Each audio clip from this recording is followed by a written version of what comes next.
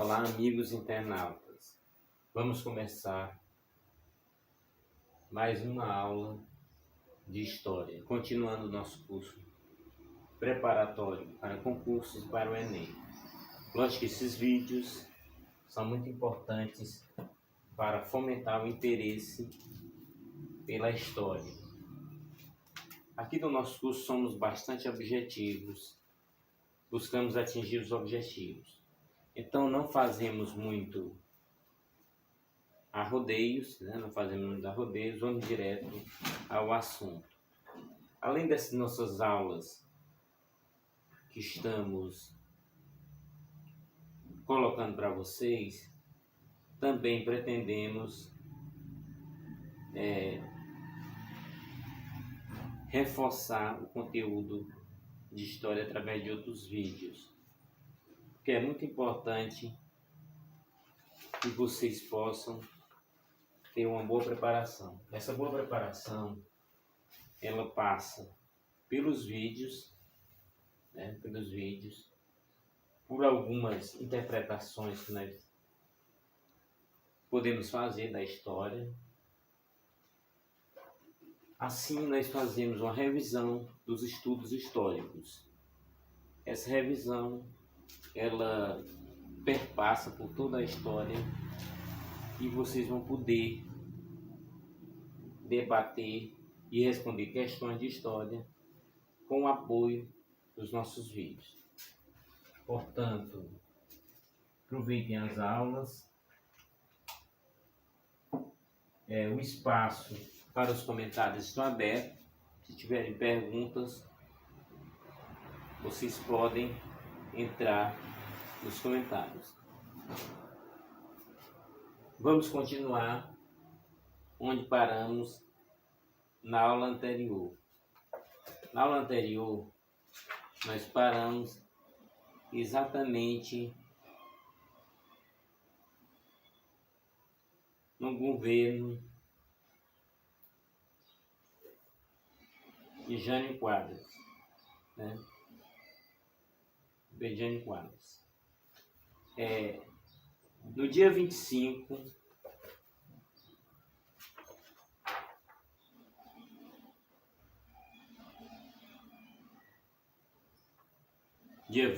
de agosto de 1961,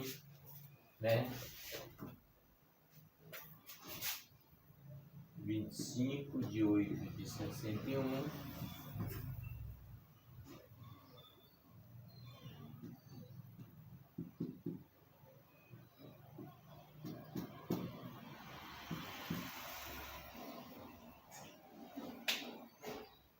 em 25 de agosto de 61, Jânio Quadros renunciou à presidência da República. De fato, o objetivo de Jânio com a renúncia era que as Forças Armadas e seu vasto eleitorado exigissem seu retorno à presidência com mais poder. Não foi o que aconteceu. A renúncia foi aceita. E mais, os ministros militares tentaram impedir a posse de João Goulart, o vice-presidente, que se encontrava em viagem à China. Imediatamente, o governo do Rio Grande do Sul, Leonel Brizola, formou pelo rádio a Rede da Legalidade, convocando a população a defender a posse de Jango, conforme previa a Constituição. O governo de João Goulart e o golpe militar de 1964. É o que nós vamos estar vendo agora. Numa solução de emergência, o Congresso Nacional modificou a Constituição e aprovou o parlamentarismo.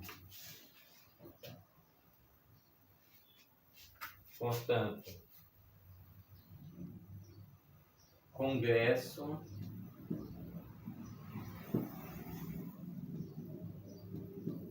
aprova o parlamentarismo. Por que essa medida, Para diminuir o poder presidencial, com certeza. Na prática, reduzia bastante o poder do presidente da República. Politicamente enfraquecido, Jango assumiu o governo em meio a uma grave crise econômica e financeira. O presidente optou por um governo nacionalista que favorecesse o capital brasileiro e limitasse os investimentos estrangeiros. As reformas de base, né? Reformas de base.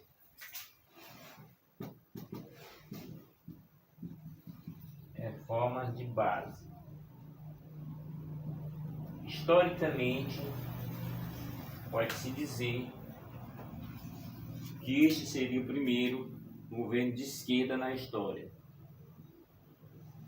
O governo João Goulart passava o Brasil por mudanças sociais muito profundas, com diferença cada vez maior entre a minoria rica e a maioria pobre, e a crescente inflação acentuava ainda mais a distância entre as duas.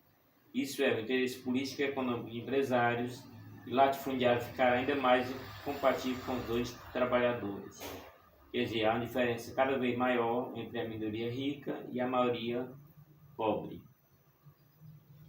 Assim, ao mesmo tempo que procurava impedir o aumento salarial para conter a inflação, o governo tentava realizar a chamada reforma de base, reforma agrária, reforma dos bancos, reforma da educação, etc., que dependia do apoio da organização da classe trabalhadora. Porém, através de greves cada vez mais frequentes, 154 greves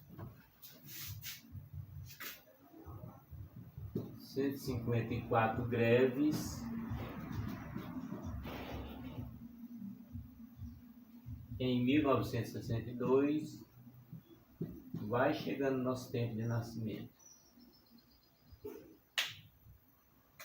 Isso somente em São Paulo, né? Somente em São Paulo. Os operários conseguiam aumentos salariais. Isso resultava em mais inflação, pois o aumento era repassado para os preços dos produtos. O nacionalismo, por outro lado, já não interessava tanto ao empresariado brasileiro como supunha o governo Goulart. Desde o governo JK, empresários do Brasil se associavam a investidores estrangeiros. Além disso, assim como um grande proprietário de terra, os empresários brasileiros passaram a temer a mobilização das classes trabalhadoras em defesa das reformas de base. As classes mais altas acreditavam que, assim como ocorrera em Cuba em 59, poderia surgir daí uma revolução comunista. Lembrando que a revolução em Cuba, né? Revolução em Cuba foi em 1959. Os problemas no campo. Desde os anos 50, no meio rural, os problemas se tornaram particularmente graves entre trabalhadores rurais e latifundiários. Para fazer frente à exploração dos grandes proprietários de terra, em 1955 surgiu a primeira Liga Camponesa em Pernambuco. Tratava-se de uma associação de camponeses que pretendia lutar pela reforma agrária. As ligas camponesas se difundiram pelo Nordeste e tiveram importante papel na mobilização dos trabalhadores rurais pela reforma agrária.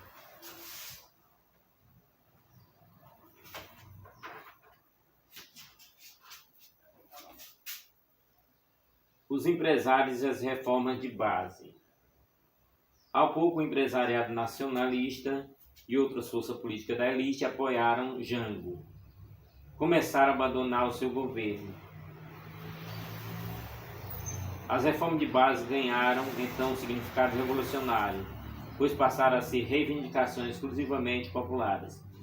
O povo exigia que o Brasil não pagasse a dívida externa, que as reformas fossem realizadas sem passar pela aprovação do Congresso e que as empresas estrangeiras fossem estatizadas. Bem, essas reformas, né, vamos citar aqui, reformas, que os alunos ficam sempre perguntando, que reformas eram essas, professor? agrária, bancos, reforma dos bancos, educação,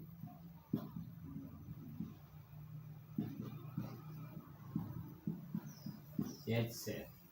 Eram essas reformas aí que os alunos estavam perguntando. Quais eram essas reformas?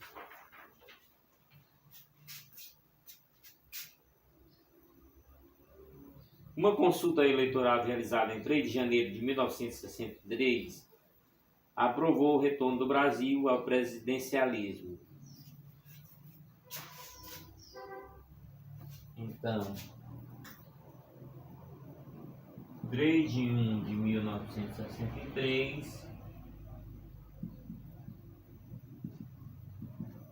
presidencialismo.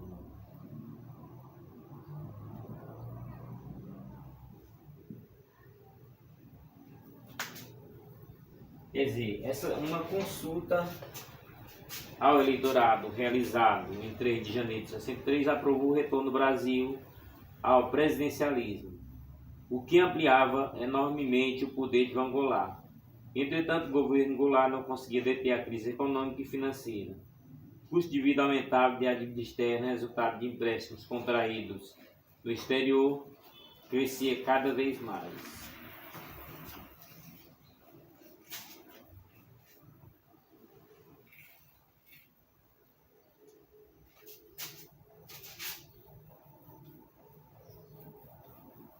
Portanto, as nossas aulas são de 45 minutos para que haja um aproveitamento bem importante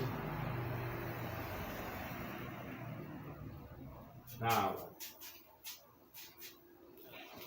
Sem apoio no Congresso Nacional, Goulart aproximou-se mais das forças nacionalistas e de esquerda, que agora reivindicavam uma nova Constituição para realizar a reforma de base, ou que essa fosse feita independente do Congresso. Outros setores mais radicais exigiam que as mudanças fossem chefiadas pelos camponeses e operários.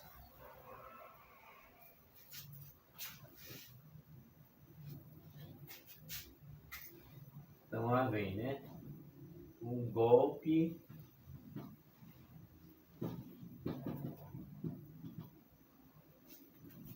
militar.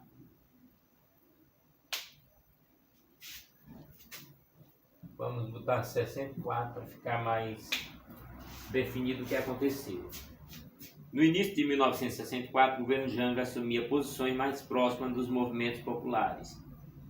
No dia 13 de março de 64, no comício que reuniu 300 mil pessoas diante da Estação Central no Brasil, no Rio de Janeiro, João Goulart decretou a estatização das refinarias de petróleos privadas e a desapropriação de terras junto às margens de ferrovias, rodovias e açudes públicos para fins de reforma agrária.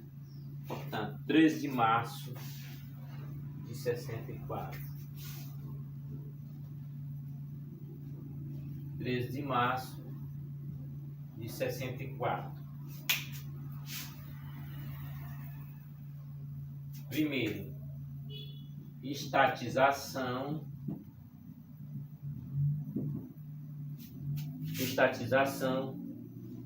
de refinarias de petróleo privadas.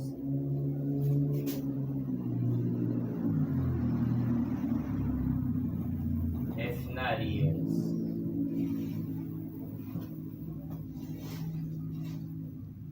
e desapropriação de terras. Desapropriação de terras para a reforma agrária.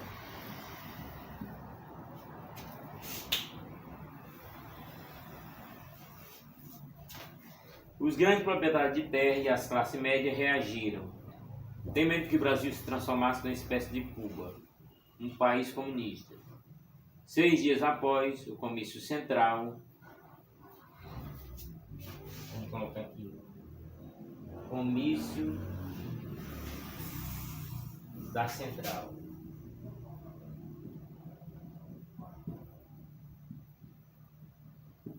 Comício da Central. Esse comício tinha 300.000 pessoas, né? Portanto, esse comício da Central tinha 300.000 pessoas.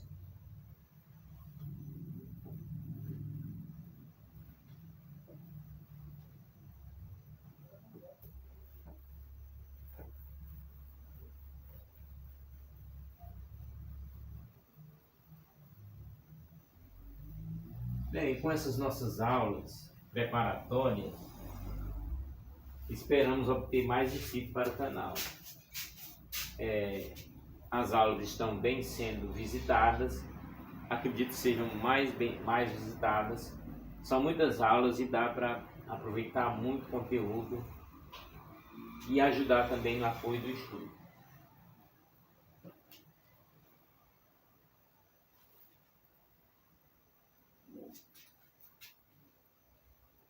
6 dias após o comício central, ocorreu na cidade de São Paulo a Marcha da Família com Deus e pela Liberdade.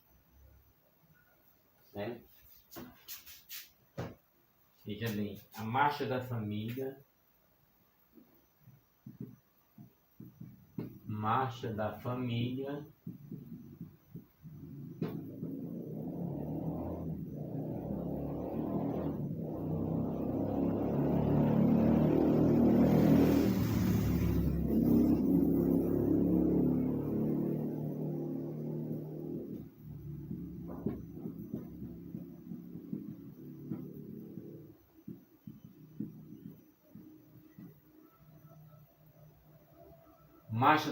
com Deus e pela Liberdade.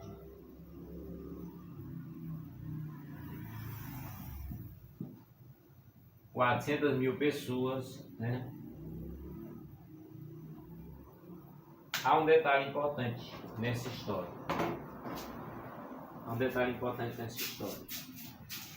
Marcha da Família com Deus e pela Liberdade com 400.000 pessoas, organizado pelas empresas e por setores conservadores da Igreja Católica. Quer dizer, vamos colocar aqui, conservadores católicos. Por que católicos? Porque naquela época predominava no Brasil a Igreja Católica. Então, hoje no Brasil o quadro seria diferente. Então, assim, ocorreu na cidade de São Paulo a Marcha da Família com Deus e pela Liberdade, com 400.000 pessoas, organizada pelos empresariados, setores conservadores da Igreja Católica. Essa iniciativa da classe média acabou justificando a conspiração que nas Forças Armadas se organizava para derrubar João Goulart. Portanto, classe média. A classe média temia o domínio do comunismo sobre o Brasil.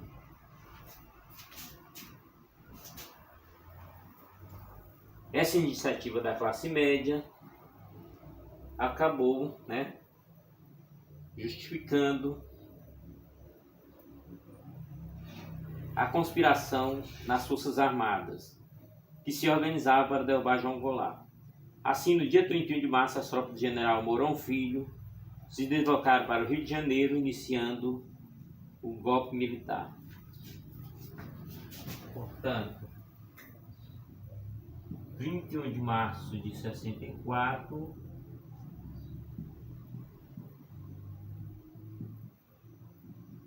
Mourão Filho, que chefiava as tropas, deslocaram-se para o Rio de Janeiro, iniciando o golpe militar.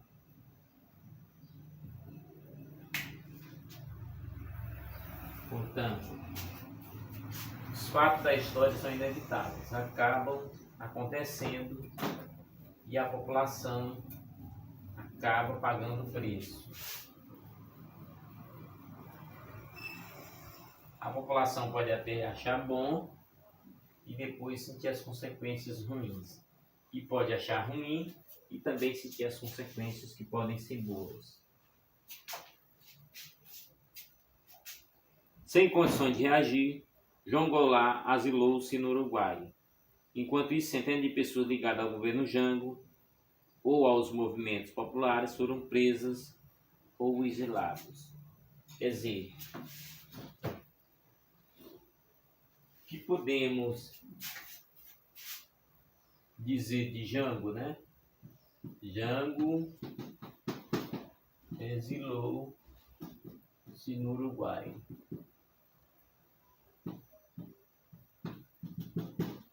Quer dizer, quem sabe a preservação para quem sabe tentar uma volta, né? Enfrentando uma forte oposição civil e militar, liderada pelas classes mais ricas, contando apoio pouco organizado dos mais pobres, o governo de Jango não conseguiu sobreviver. E a ele se seguiram os anos de ditadura militar.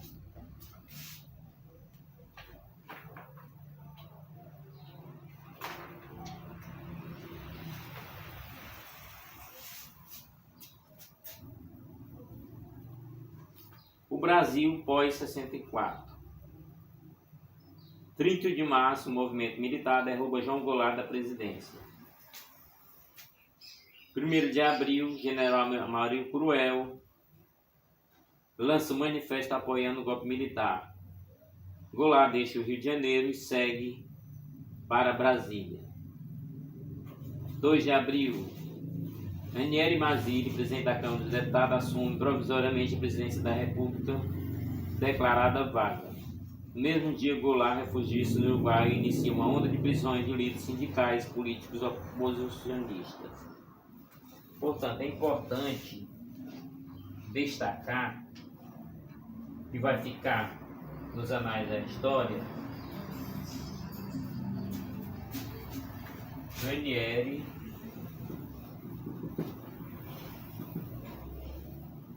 Mazzilli,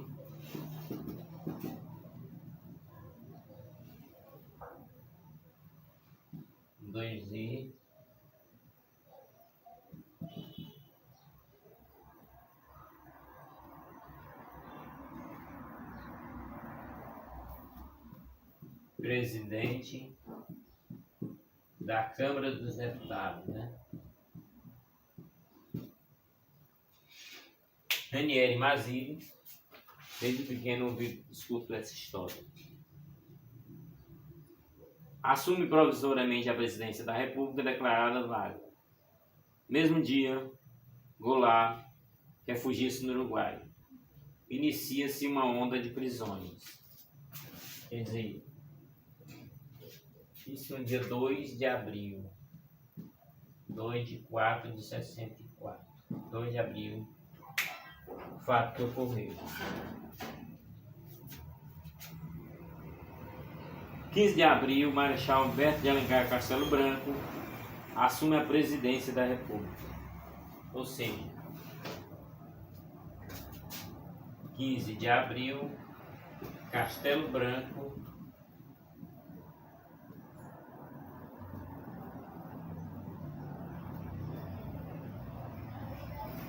assume a presidência da República.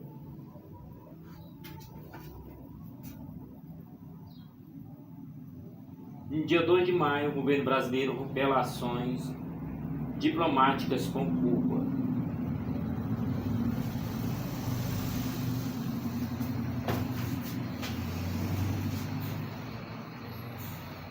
Quer dizer, o Brasil tem medo, alguma possibilidade de Cuba fomentar o comunismo no Brasil, o Brasil acaba rompendo com Cuba. Então, 2 de maio de 64, rompe com Cuba. O Brasil rompe com Cuba principalmente temendo que essa amizade ajudasse a fazer uma ponte para o comunismo. 15 de julho, Castelo Branco suspende direito político de centenas de pessoas, incluindo Juscelino Kubitschek, Jânio Quadros e João Goulart. Portanto, foi suspendido o direito político dos principais políticos.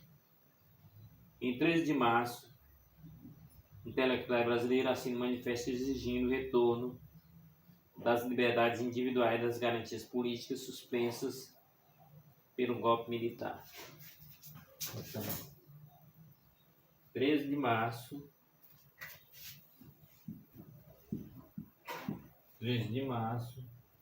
de 64.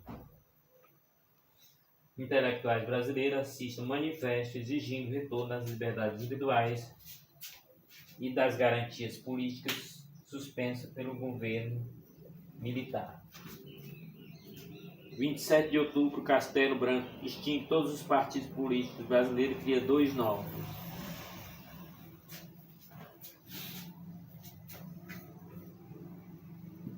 27/10, extinção dos partidos.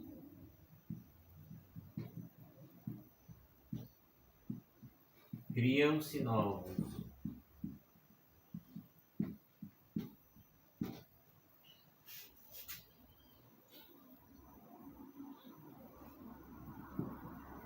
Arena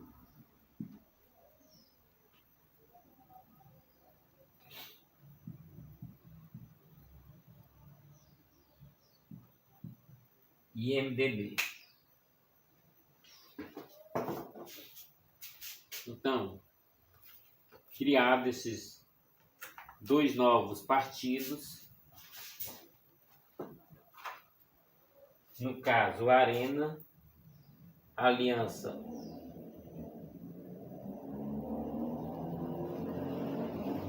Renovadora Nacional. Arena, Aliança Renovadora Nacional e MDB, Movimento Democrático Brasileiro. Lembrando que o MDB passou a ser partido de oposição. Quer dizer, como a oposição vai conseguir reagir, né? Várias peças teatrais são proibidas pela censura. Entre elas, O Berço do Herói, de Diego Gomes, estreiam os filmes A Opinião Pública, de Arnaldo Jabbour, A Falecida, de Irão Wisterman, Desafio, de Paulo César Saraceni e São Paulo S.A., de Luiz Sérgio Pesson. Isso no ano de 1965.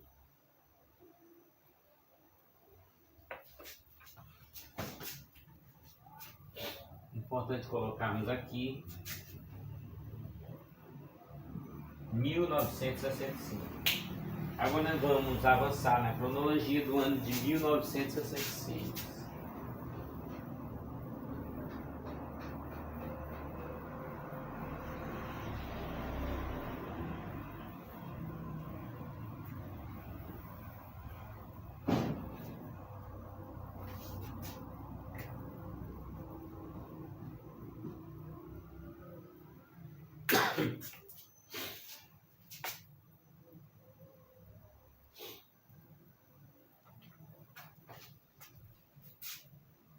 No ano de 1966, vamos ter, em resumo, algumas coisinhas.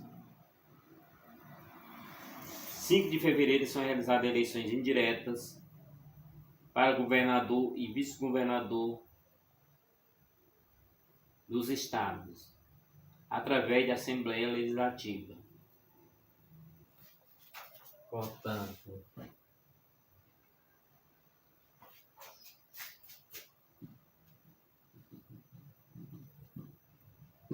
eleições indiretas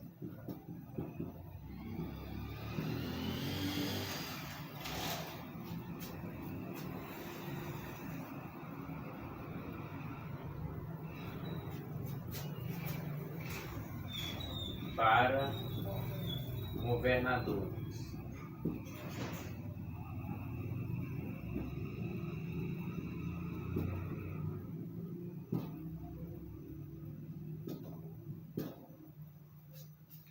Portanto, essas eleições eram feitas na Assembleia Legislativa. No dia 3 de outubro, Marechal Arthur da Costa e Silva é eleito presidente da República pelo Congresso Nacional.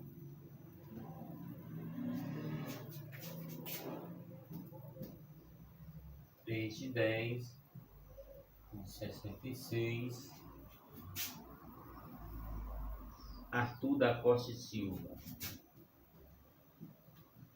Arthur da Costa e Silva, eleito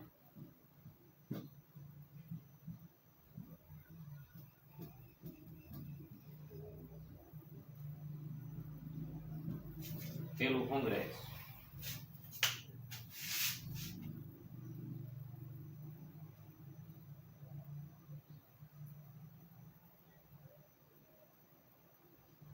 Dia 19 de outubro, o governo suspende por um mês as atividades do Congresso Nacional. Nesse mesmo ano, aconteceu o Festival de Música Popular Brasileira, promovido pela TV Record, que lança Chico Buarque de Holanda com a canção A Banda e a dupla Theo Barros e Geraldo Vandré com Disparada. Surge na mesma emissora o programa Jovem Guarda, divulgando o gênero do Iê Iê Iê. Em 1967, o Congresso Nacional aprova a nova Constituição do Brasil sob protesto do MDB. Então vamos lá, vamos anotar que isso é importante. Mais uma Constituição na história brasileira.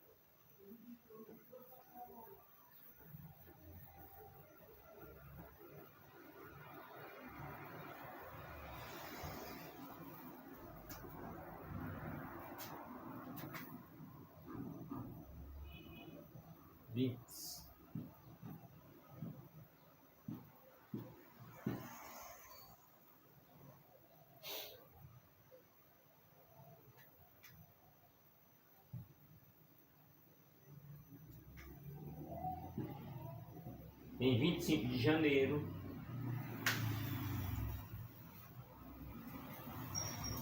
aliás, não foi que eu tirei 25, na verdade é 24.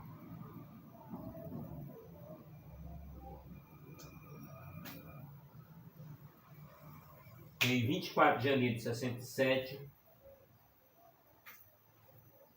o Congresso aprova nova Constituição.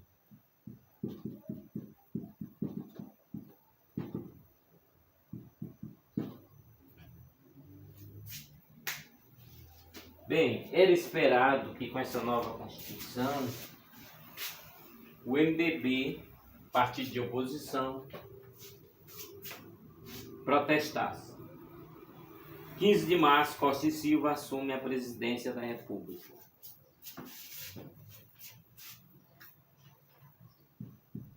De março de 67,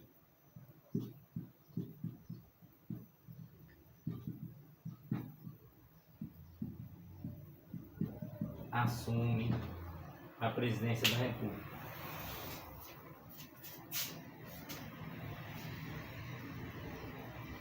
Cantores e compositores Caetano Veloso e Gilberto Gil lançam Movimento Tropicalista.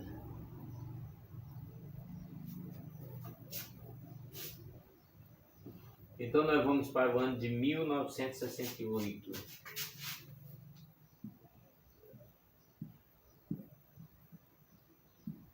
Protestos, né?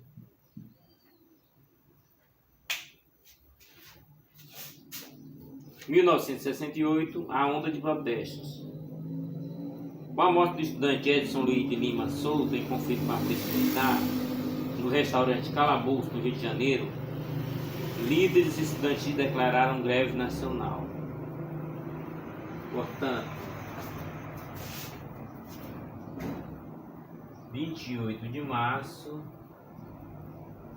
de 68.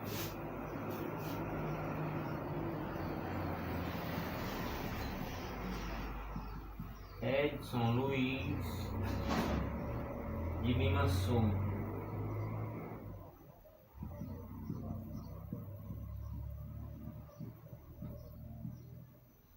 Quer dizer, sempre vidas são ceifadas nesses movimentos.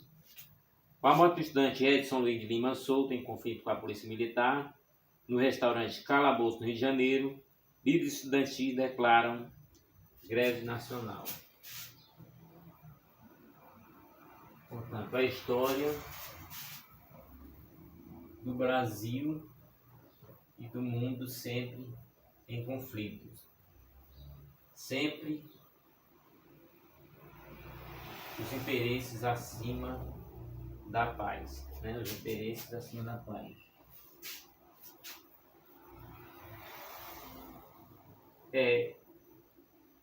Isso foi no Rio de Janeiro, né? No restaurante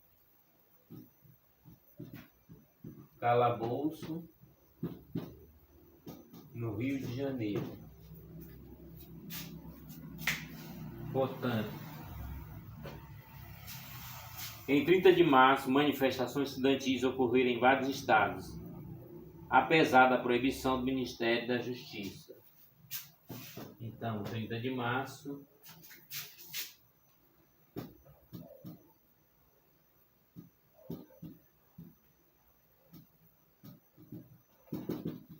manifestações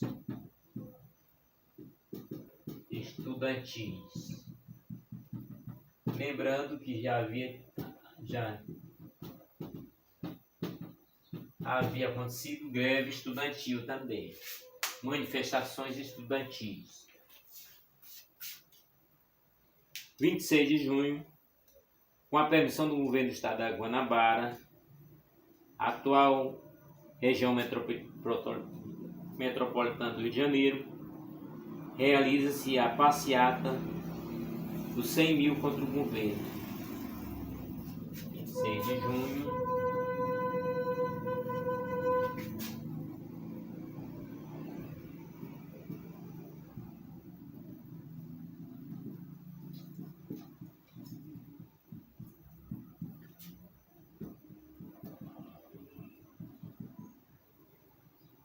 A passeata dos 100 mil. Essa passeata dos 100 mil, ela foi contra o governo.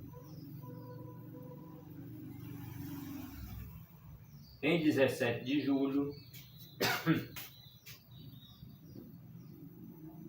17 de julho,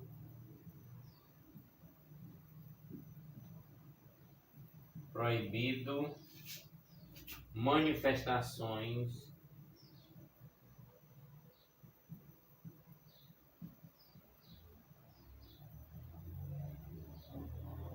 de rua. Portanto, em 17 de julho, o presidente proíbe manifestações de rua.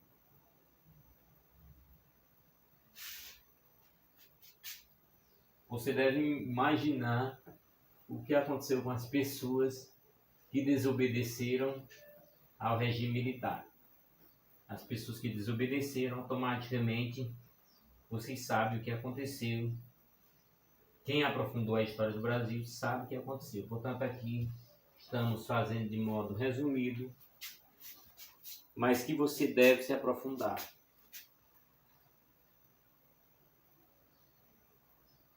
No dia 12 de outubro, são presos em Biúna, São Paulo, 1.240 estudantes que realizavam de modo clandestino o 30º Congresso da UNE, União Nacional dos Estudantes.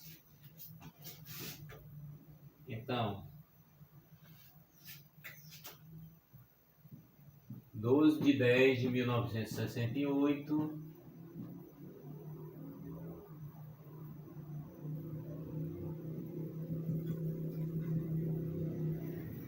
Ibiúna, São Paulo,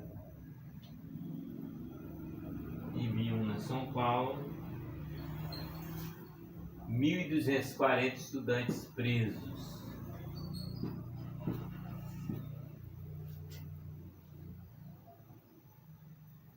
no 30º Congresso da União Nacional dos Estudantes. Mesmo assim vou colocar União. Todo mundo sabe, mas mesmo assim vamos colocar União Nacional dos Estudantes.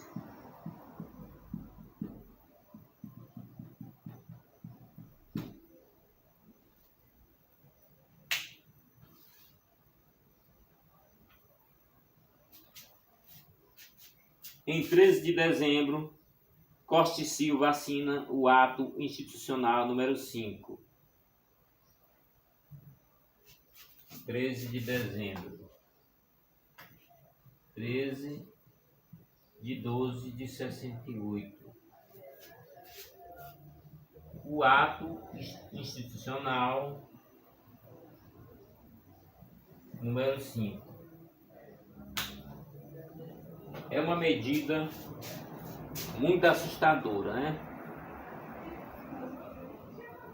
Fecha o Congresso Nacional, a Assembleia Legislativa dos Estados, proíbe a imprensa de criticar o governo, permite a prisão de artistas, professores e políticos. Nesse caso aqui, Geraldo Vandré apresenta a canção Para Não Dizer Que Não Falei de Flores, no 3º Festival da Canção. Atores são espancados pelo comando de caça aos comunistas.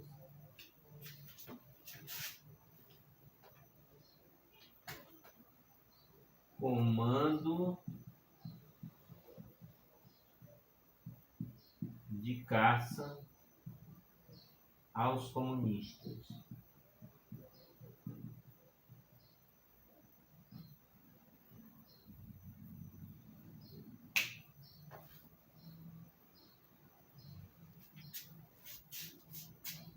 Isso durante a peça teatral Roda Viva, de Chico Buarque de Holanda, dirigido por José Celso Martinez Correia. Portanto, nós passamos por esses anos, né? E vamos entrar agora em 1969. 1969.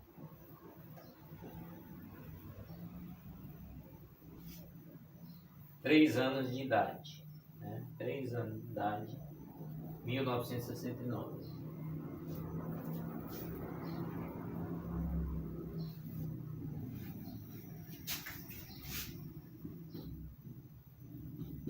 Em 1969,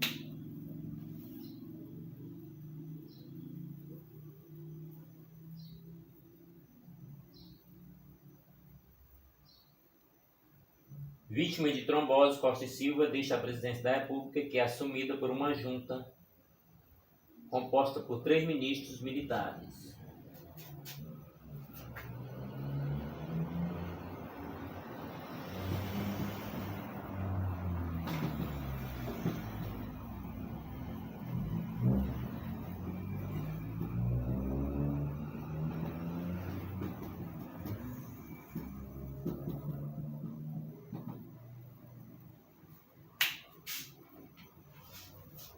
Em 4 de setembro, guerrilheiros de esquerda sequestram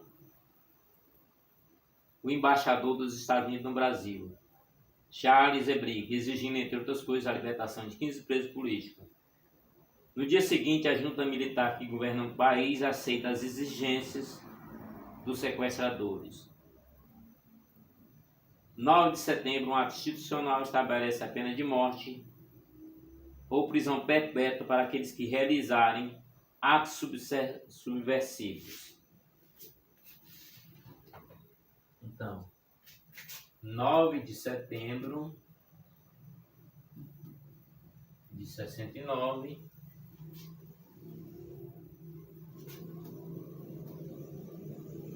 pena de morte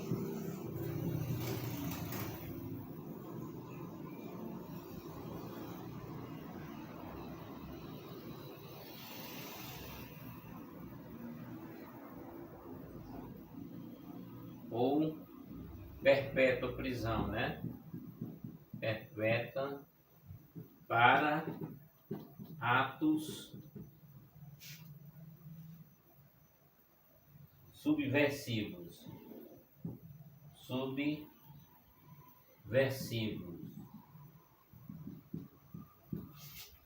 Lembrando que essa pena de morte foi determinada por um ato institucional, né? Um ato institucional para ato subversivo. Por quê? Porque aconteceu o fato anterior que nós citamos: guerrilheiro de esquerda sequestrou o embaixador dos Estados Unidos do Brasil, Charles Elbrick, exigindo coisas, libertação de 15 presos políticos. Então a junta militar do governo aceitou a exigência dos sequestradores, mas no dia 9 de setembro foi criado um ato institucional que estabelece a pena de morte ou prisão perpétua para aqueles que realizarem atos subversivos, como foi o caso desse sequestro. 22 de outubro, após 10 meses de recesso imposto, o Congresso Nacional é reaberto para eleger o novo presidente da República.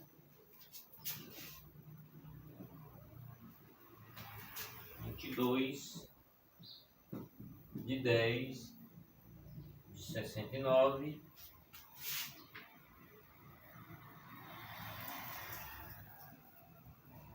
Congresso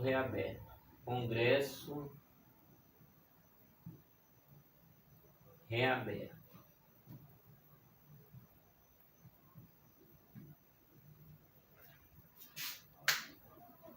Quer dizer, o Congresso é reaberto dessa vez para a eleição de um novo presidente.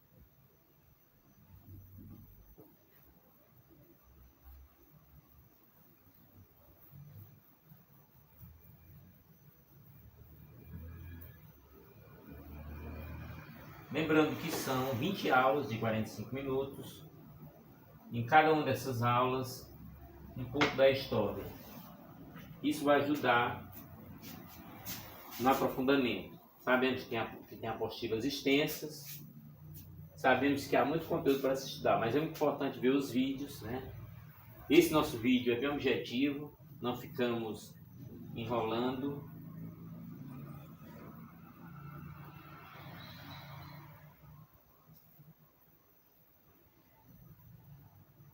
Em 30 de outubro, general Emílio Médici assume a presidência da República.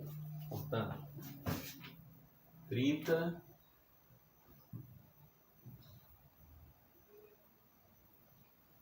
de 10/69, assume